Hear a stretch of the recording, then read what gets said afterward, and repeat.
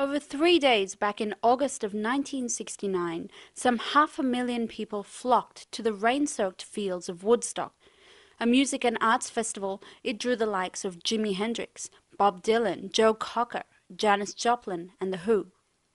And these were the scenes that greeted them. Sam Bienstock, then a wide-eyed 18-year-old New Yorker, was at Woodstock in 1969, along for the ride with a couple of friends. I remember driving from my parents' farm to the traffic jam.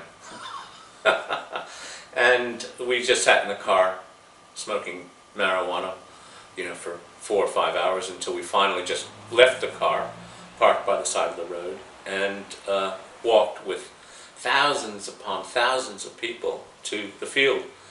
And we got in fairly early on.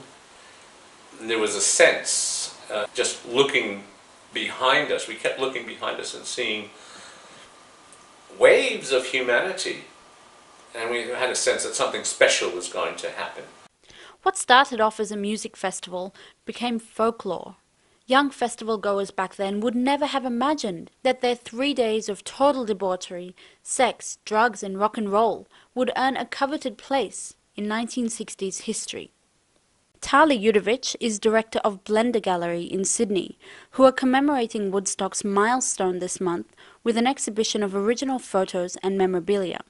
This exhibition is a celebration of the Woodstock 40th anniversary, which is actually happening in the month of August 2009. So what we tried to do was collate a couple of different photographers who were official photographers from the festival, obviously from the States, bring their work over here for the people of Sydney and Australia to see. The work hasn't been exhibited here before, so we thought it was a perfect sort of time frame for it to be shown here. Woodstock became a hallmark of post-war political activism, gender equality, social fluidity, anti-religion, anti-authority, anti-war. Bienstock says there will never be another festival like Woodstock. Even today, for me, 40 years on, it's still surprising that half a million people could coexist harmoniously in a drugged-out stupor, if you will, but still, without food, without toilets, in the rain, outside, still enjoy a lot of fine music, and there was no violence, no problems. I couldn't imagine that happening today. But what does that mean for today's youth, where freedom of choice abounds, as does their method of communication? Type, text, tweet. Will Woodstock and its messages of peace and non-violence live on? Or will it be confined to the dustbin of history? Certainly violence is as part of America as apple pie is. However, I think that the nature of the people at that time was strictly non-violent.